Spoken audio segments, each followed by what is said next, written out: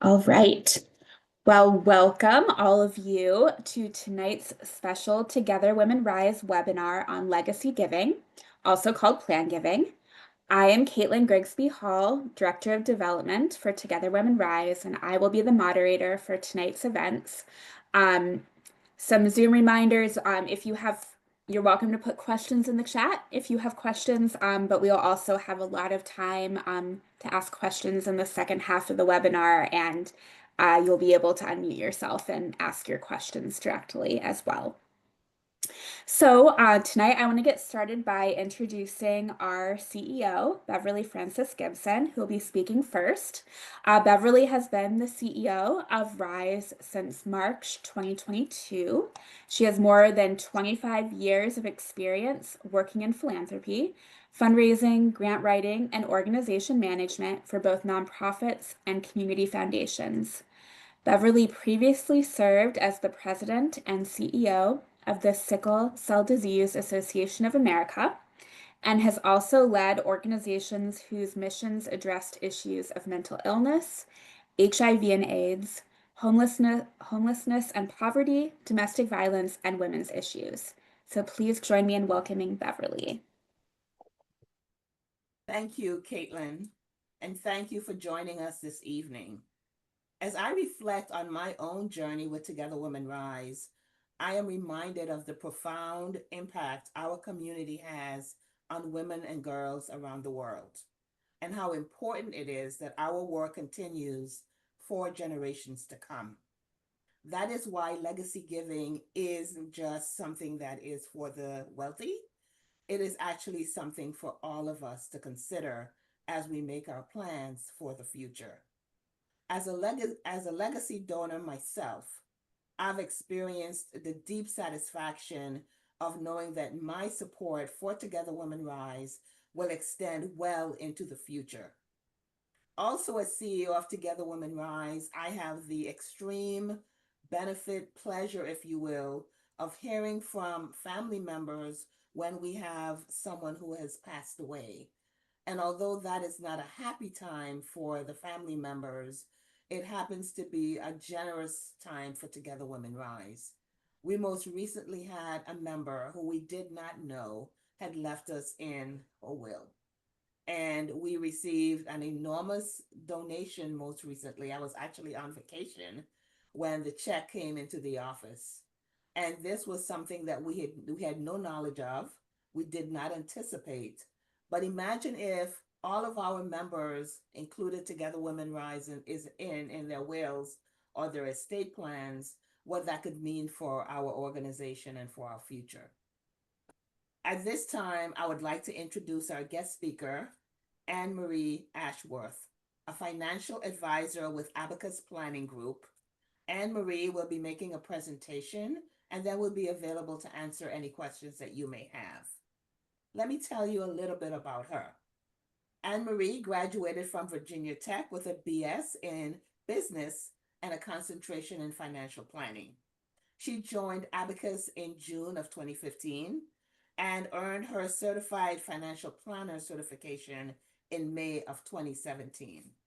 At Abacus, she works with families with shared assets, endowments, and financial clients, retirement plans, and assisting them with their financial planning.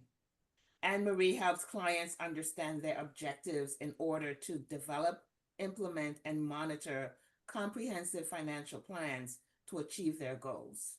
She also leads Abacus's people and organizational development team, which is the centerpiece of evolving and communicating employee development and benefits. Anne Marie was recognized as an Investment News 2024 Rising Star Best Wealth Manager and Advisor under 40. So please join me in welcoming Anne Marie. Thank you so much for being with us this evening. Thank you, Beverly. I love that you mentioned legacy giving is for everyone. It really is such an important message that leaving a meaningful, lasting impression on the world can be something as simply as that, but lasts beyond your lifetime. I'm going to share my screen today.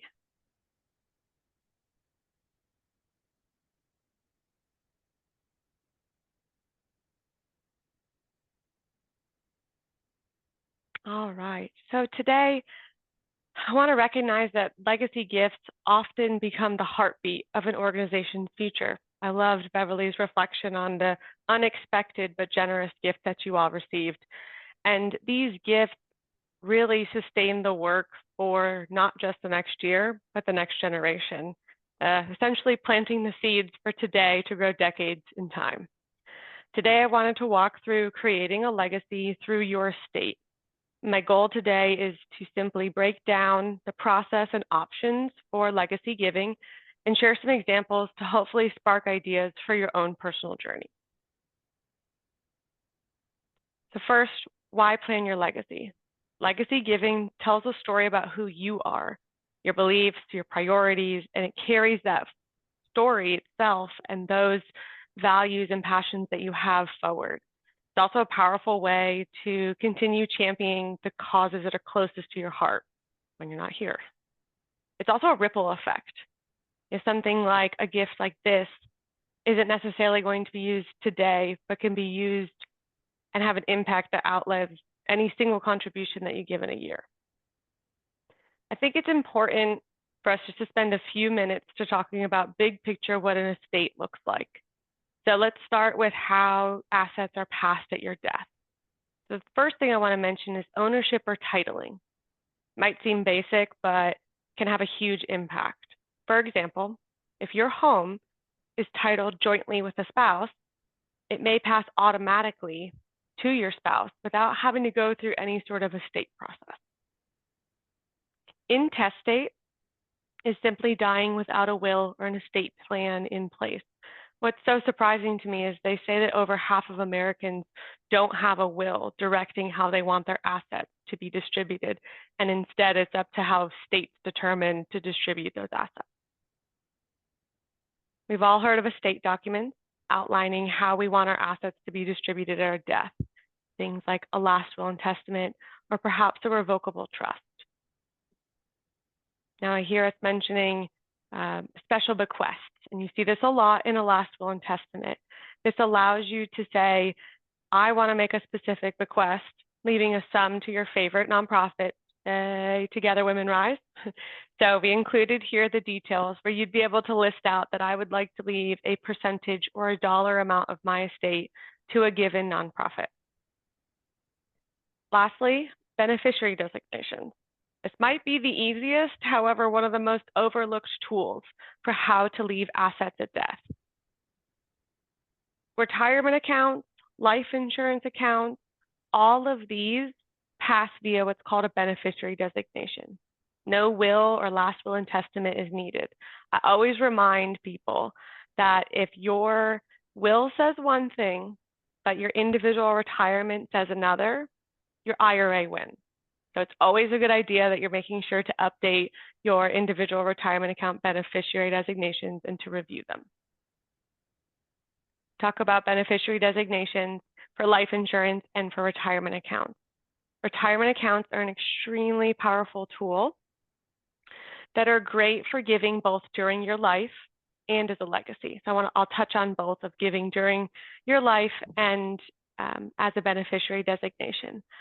A small reminder that individual retirement accounts that are left via beneficiary designations to a charity don't pay income taxes to the charity. So when you give a portion or all of your individual retirement account at your death, 100% goes to the charity, not the government. In contrast, funds that are left in an individual retirement account to your heirs, your children, your loved ones, depending upon the type of account, when those funds are pulled out, they are taxed as if they are regular income. So when you're looking at where do I want to leave my account, you may have a SEP or an individual retirement account. You may have a Roth individual retirement account. Individual retirement accounts are great vehicles for you to leave to charities, whereas things like Roth IRA, those Roth dollars after tax, are more tax advantaged to leave to your loved ones rather than a charity. Doesn't mean you can't leave it to a charity, but when you're thinking about which of these buckets do I want to leave where, that's the important part. beneficiary designations on this individual retirement account are who you're naming at your death to receive these assets. I heard Beverly mention it before that the check came in and it was while she was on vacation and quicker than expected. It is incredible to see how quick things like a life insurance policy or a retirement account can be distributed to the beneficiary designation. It could be a matter of days. You simply just need to make sure that you have a death certificate and can contact that account for it to be distributed. One of the best parts of a beneficiary designation is it can be updated at any point and only by you. You don't need an attorney. So if you have an individual retirement account and want to change the beneficiary, I can change it today and I can change it next month. It's simply usually as easy as logging into the custodian and making the change online. Last, I want to recognize that it's not an all or nothing with beneficiary designations. I love the phrase, consider the children of the world. So what I mean by this is you can take care of both your family and the children of the world, the broader human family. So if you have 3 children, you could always split it to say, I'm going to leave 25% to each of my 3 children, and that last 25% to a nonprofit that reflects the values that you and your family want to leave on. My only caveat with beneficiary designations is things like qualified retirement plans that are governed by ERISA, like a 401k or a 403b. If in your estate plan you name someone other than a spouse, simply a reminder that your spouse may also have to sign off on this. I had a client that we met with the estate attorney, and he and his wife wanted to leave his 401k to a charity. And so when he went online to update the designation, he went through the process. He quickly realized that he needed his wife's signature to be able to sign off on it. So I was able to step in and help him execute on that and get both of their signatures. So it matched their estate plan, but it's just an interesting reminder. I also added here on the slide that if you're interested in adding Together Women Rise as a beneficiary on one of your retirement accounts, the tax ID number is down there. The team also does a fabulous job of keeping it on the website, very transparent. With individual retirement accounts, I also wanted to highlight giving during life, because I know that that is always something of legacy, and then you also can utilize your individual retirement account for things called, or for QCDs, also known as qualified charitable distributions. So if you are over 70 and a half and you have an individual retirement account, this allows you to give funds from that retirement account without paying taxes on it directly to a charity of your choice. I now want to just quickly touch on a few charitable giving strategies that meld lifetime giving with legacy giving. The first one and the most popular that we see is a donor advised fund. A donor advised fund is, you can think of it as a charity checking account. And so it's an account where you give either appreciated stocks or cash to an account. And at that moment, you get a charitable deduction, but then you're able to give the funds when you'd like in the future to any charity of your giving. This is similar to a community foundation. Many communities around the United States offer these where they act as a donor advised fund. However, they're able to pool funds together from multiple families and companies. The next two, charitable remainder trust and charitable lead trust. In particular, the charitable remainder trust we've heard become a little bit more popular in the last 5 years, simply because of interest rates, which means there's additional funds that are able to be used as a benefit for family members that are giving. So a charitable remainder trust, I give funds now to a charity, but I receive income from my life from that set of funds. And then when I die, the charity receives the funds. Whereas a charitable lead trust, I give the funds to charity now, and the charity gets annual distributions from that fund. However, when I die, my family members get whatever is left over. That's the difference between the two. Lastly, private foundations. Typically, what Abacus sees work best is private foundations usually make sense with a gift of about $500,000 or more. And we are seeing fewer and fewer of private foundations, truthfully, because of the flexibility that we see and the ease of use and cost of both donor advised funds and community foundations. To touch on those donor advised funds that I mentioned, the account functions like a checking account. However, it gives you the flexibility that I give a gift now, I have as long as I'd like to give to charity in the future. So you can decide when and how much you want to give to your favorite causes. And you can also choose if you want to make any changes. I mentioned here thinking of setting up a legacy giving. Cheryl's a perfect example. Cheryl utilizes her donor advised fund as the beneficiary of her individual retirement account. So she was able to say when she dies, her retirement account is going to go to her donor advised fund. And then she provided instructions to her daughter and her husband for how she wants to distribute those assets after her life.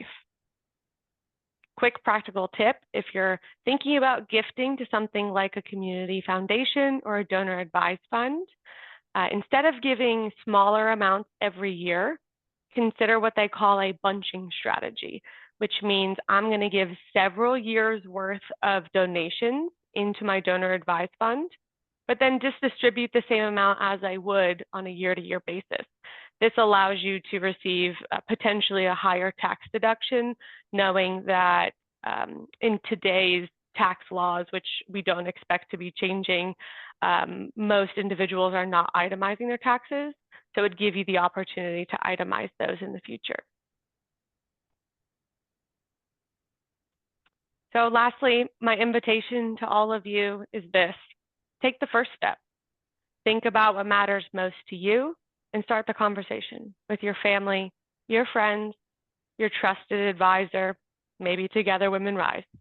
Legacy planning isn't just about something you leave behind. It's about living with purpose today.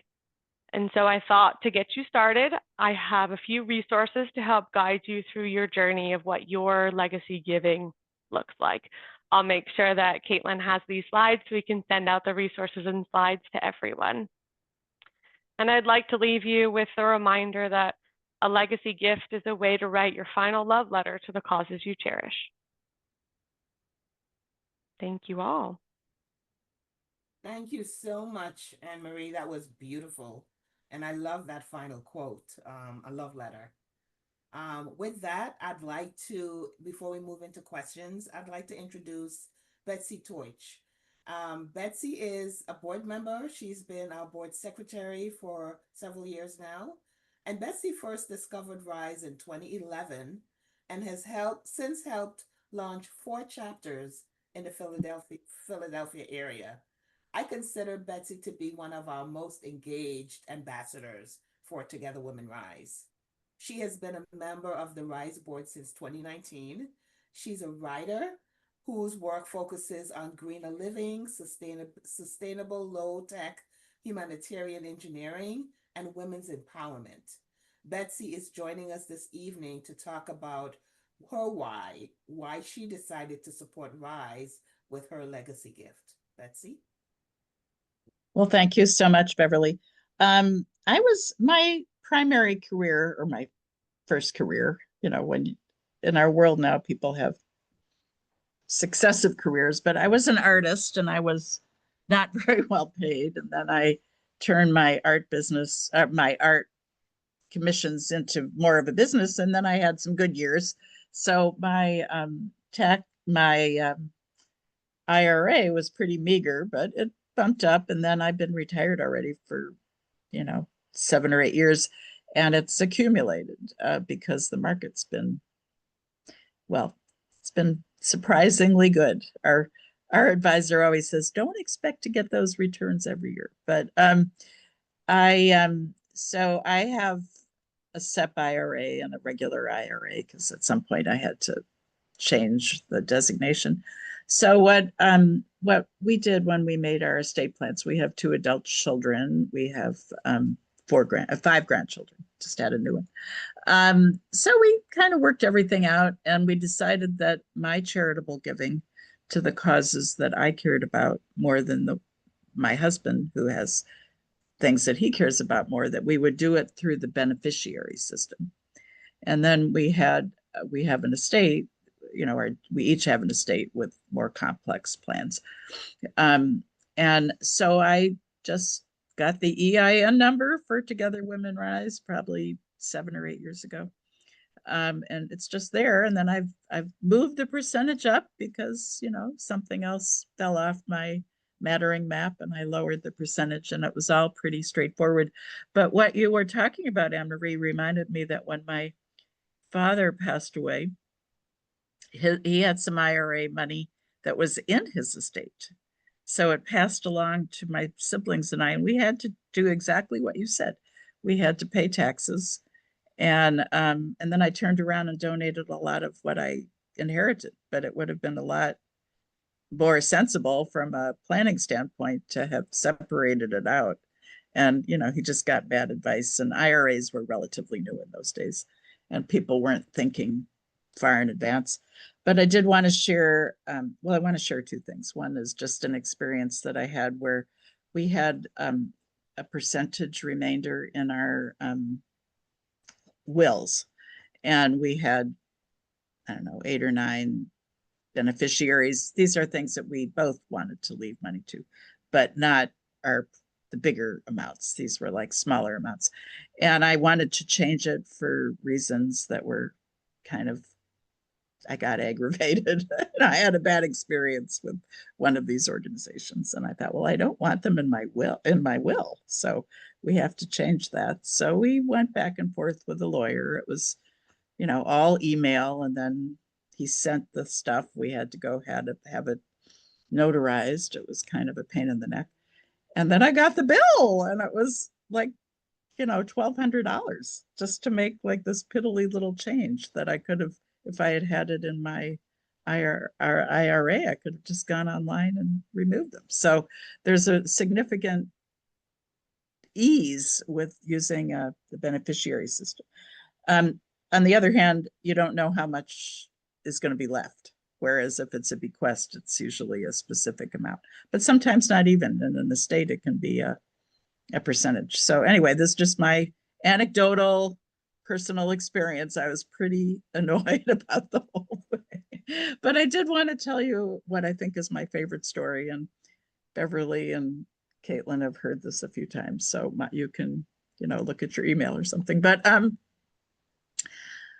when I started coming together, we started our chapters in 2010 or 11, and we had just tremendous interest at the time. Things were pretty stable in the United States in those days, and you could get people's attention a little better. And one of the first programs that we learned about was a beautiful video provided by Nepal Youth Empowerment or something like that, an organization in Nepal. And in Nepal at that time, this was 15 years ago, they still had the system where very destitute rural families would essentially send their girls to the city as grade school children, girls like 7, 8, 9, and they were indentured servants. It was getting a mouth to feed out of the family. And the girls did all kinds of labor, and I'm sure were very mistreated. Oh, somebody's joining us. And the program, believe it or not, was that this organization would provide families with guinea pigs to raise, and they trained them in raising guinea pigs, which are food in Nepal. And with the understanding that at the end of the year, they would sell as many guinea pigs as they wanted and keep as many as they wanted. They multiply fast. And it would be if they kept their girls home and at school. So it was like this, girl guinea pig kind of thing. And the program was extremely successful. And so we helped to make that happen. And for our 20th anniversary of Together Women Rise, which was the year before last, I worked on a project of tracking all of our grantees and looking to see many of them, because we pick cutting edge new strategies, many of them have grown and have become far larger and far more stable and far more impactful, which was really gratifying to see. So, but when I went to this one, I found their page was their, was big, prominent organization. And on the front page, it had news. Our first Kamlari, that's what they call girls that were in indentured servitude. Our first liberated Kamlari has graduated from law school. And she has been hired as a human rights lawyer by the nation of Nepal. And I just thought, well, that pretty much summarizes what it means to invest in girls. So I like knowing that my legacy will be, just will keep on contributing.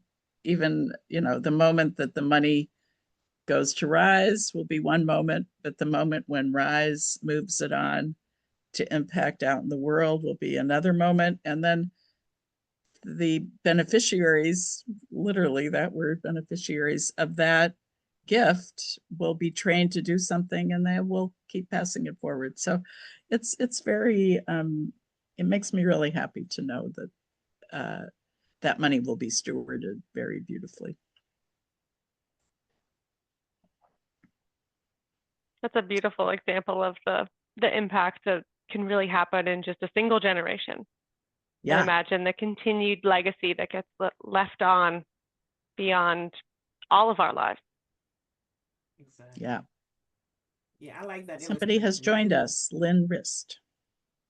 Hi, Lynn. Hello. Hello. I'm from Niantic, Connecticut. Thank you for joining us. Yeah, Betsy was just sharing her story, her why in terms of her legacy giving with Together Women Rise. And yes, I heard it. It was so fantastic. I was clapping. To hear that, yes. Oh. It echoes exactly why we do what we do every day, and why yes. giving is so key and an amazing support to women and girls around the world. At this point, we're going to turn it over to Caitlin for any questions. Lynn, I know you're joining us late, but we are going to share the recording and the slides. Oh, sure. So now we have lots of time for questions. So if you have any questions for Anne Marie, or if there are any Together Women Rise specific questions that maybe Beverly and I could answer, welcome to put them in the chat or just ask. Yeah, since we're a small group. What? Go ahead, Lynn. What time did this start? I'm getting a feeling that I'm really late. I thought it started at 8:30. It was 8 p.m. Eastern.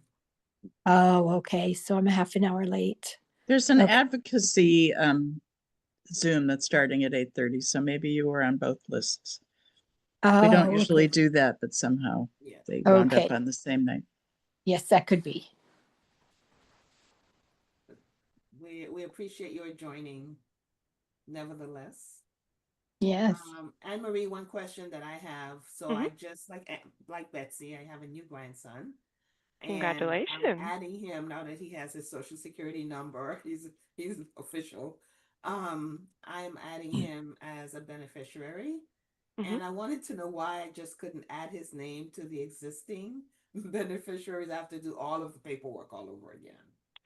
Yes. So unfortunately, when you update beneficiary designations, regardless if you are updating the primary or the secondary, which is first in line and then second in line, you have to redo all of the paperwork because they want to make sure that they need to confirm that you don't want to change anything else. That's honestly the only reason.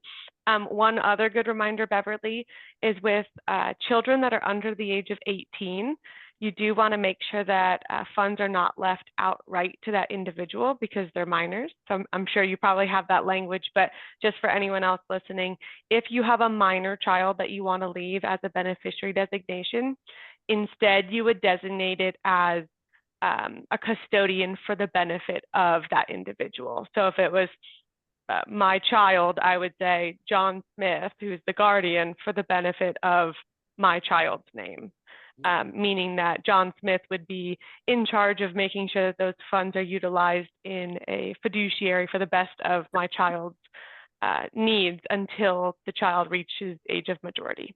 Yeah. Thank you. It's a good question. What is considered, it's 18? Depends upon the state. It's anywhere from 18 to 21 to California can be 25 if you designate so. So I would just say, look state to state where you are. Sometimes they give you options, sometimes it's mandatory. Good question. I did I'm just curious want to, about, being that I'm 72, this was the first year that I had to do minimum required distributions. Can those go, but you can't put those into a donor advised fund. We were advised. Yes, so if you have, you're correct. If you have an individual retirement account that you are taking required distributions from, you cannot take the funds and put them into a donor advised fund. QCDs, which are the charitable gifts out of an IRA, have to go directly to a charity. So if you have a $10,000 required distribution for the year and you decide to give $8,000 to charity in the year, you're only taxed on the remaining $2,000. So it is a dollar for dollar reduction in your income if you gave that $8,000 to Together Women Rise. The limit per year is $100,000 indexed with inflation. So in 2025, it's $108,000. So it would have to be in other words, you can't defer it. You can't put it into a donor advised fund and correct. You can't defer the required distribution, but you can choose not to pay the taxes on it by giving it directly to a charity. It just can't go to the donor advised fund. Good question. And Betsy, Michelle or Lynn, any questions? Anything you'd like Anne Marie to share? Or? No, not at all. I don't have any questions, but I really appreciate Beverly and Betsy sharing their stories. And I'm a little younger, so I'm still kind of thinking about things. And I've put some kids through college, but I love the idea of the beneficiary because, yeah, I don't really want to pay an attorney to redo my estate. So you do not. That was really good information to have. And, it's nice to know, like, if you and your spouse don't have to be in 100% agreement, it's a way to do something on your own if you so choose. So I really appreciate the information. of course. And I should tell you about my friend Debbie. We were exactly the same age. We grew up together. And at 68, she, a single woman, no children. She did not wake up, and her friend and her were both single women, and they called each other every day. It was still COVID. She didn't have COVID, but she just had some, aneurysm or something. Anyway, it was such a drag because she had no will. She was a professor. She was so incredibly, okay, Lynn, I'm going to be there in a few minutes too. Okay. She was so incredibly passionate.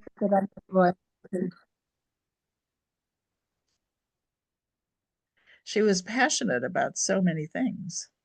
And her children, she really looked upon her friends' children as kind of surrogate children. And I know she would have wanted to leave them money, not stuff. She didn't have much stuff. So her brother, with whom she was close, wound up having to be the executor. Her mother signed off on it so her brother could do it. And, he maybe gave like $500 to some charity and he got the rest. And, it's not what she would have wanted. So, he's a nice guy, but, and it wasn't like it went to random people, but people should really have wills. It's a good reminder to have something in place. And Michelle, you brought up a great point that now may not be the best time if you have a family and different priorities at this point that you want to make sure if something were to happen to you, but beneficiary designations are a great way to do that. We can also do it on things like taxable accounts too. So it's not just IRAs. That's good to know. Yeah. And I mean, I think as you guys do your efforts, Caitlin and others, I do think that people have gone on these trips, you know, you see firsthand the work of the grantees. And so I would go after those folks to We see if are. they would be interested, because I think you have this unique perspective. I know Beverly would agree. Yeah. Yeah, we're definitely doing follow-ups with all of the travelers from each of the trips. And I know Colleen made a spiel, or she talked about this while you guys were on the trip, about legacy giving and how important it is. And as we're talking to members, donors of Together Women Rise, emphasizing the importance of legacy giving through our legacy giving campaign, the information that we have on the website, webinars like this, are, you know, continuing efforts to try to reach as many of our members as we can. I went to Colorado recently for Rise, and I met a member who is very active in her chapter. She's been a member of Together Women Rise for 2 years, but she's never given us a donation. She's never made a donation. And I had the opportunity to talk to her, and she's considering, you know, making a nice donation to us. But for me, it was amazing to know that she'd been involved. She loves what we do. She's been engaged. She's made presentations at her chapter meetings, but she'd never taken it to the next step. So I think all of the efforts that we are undertaking is to also raise awareness within our membership, because I'm meeting members who are engaged and involved, but they're not thinking of the next wave, if you will. And sometimes it's the introduction, Beverly, where that has to happen, because people can be at different points of time. And it sounds like she may be at one point where she can give the time.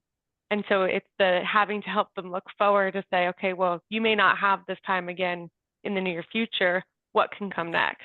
Yeah, that's beautiful. I love Her that. son just passed away.